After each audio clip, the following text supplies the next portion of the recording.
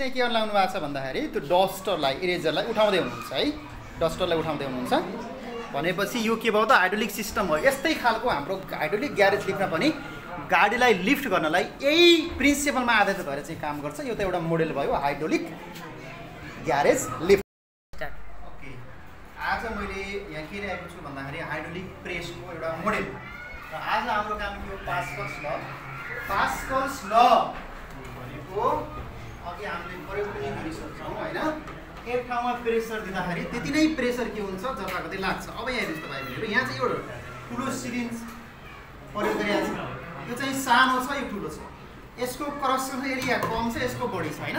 यसको डायमिटर कम छ, यसको डायमिटर बढी छ भने अब हामीले यहाँनिर फोर्स प्रयोग गऱ्यो भने जस्तै म इक्जाम्पल यहाँ गरेर देखाएछु है।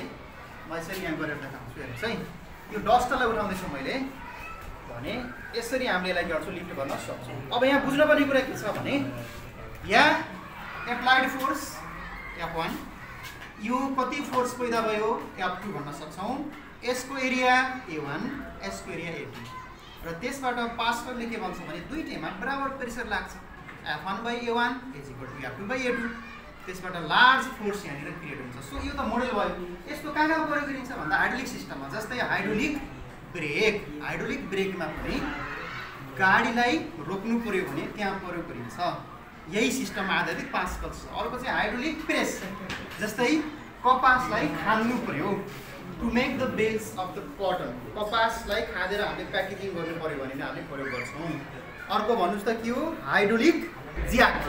हाइड्रोलिक ज्याकमा हामीले गाडीको टायरलाई चेम्बुनु पर्यो भने त्यति बेला हाइड्रोलिक ज्याक प्रयोग। So hydraulic jack, hydraulic lift, hydraulic brake, all these are instruments based on the Pascal's law.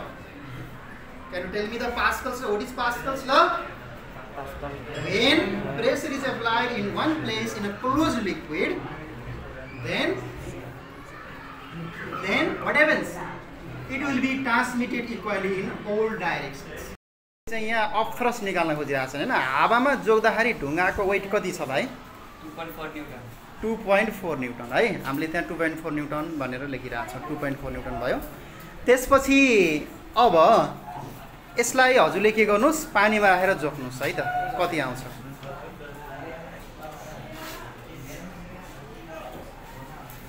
अलि तल राख्नु ल, यसलाई तल पिँदैसम्म नराख्ने होइन।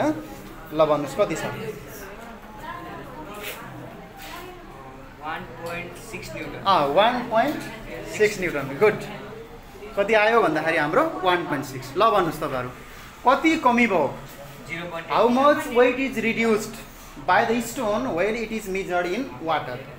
0.8 न्युटन हो। हावामा भन्दा पानीमा कम भयो। This is due to the upthrust. अपथ्रस्टले गर्दा वस्तुको वेट के गर्छ? घट्छ भन्ने कुरा हामीले यहाँ निकाल्न सक्यौँ। अपथ्रस्ट भनेकै वास्तवमा के हो? लस अफ वेट पनि हो। कति वेट लस गर्यो त ढुङ्गाले पानीमा जोग्दा भन्ने कुरा हामीले निकाल्न सक्छौँ। अब यसको रियल लाइफ इक्जाम्पल भनेको त तपाईँले भन्न सक्नुहुन्छ, जस्तै हामीले इनारबाट पानी तान्नु पर्ने छ भने बाल्टिन जब पानीभित्र हुन्छ हामीलाई हलुका लाग्छ अनि बाल्टिन पानी बाहिर आउँदाखेरि के हुन्छ? हामीलाई गरुङ्गो महसुस हुन्छ। This is due to the upthrust. Okay, thank you.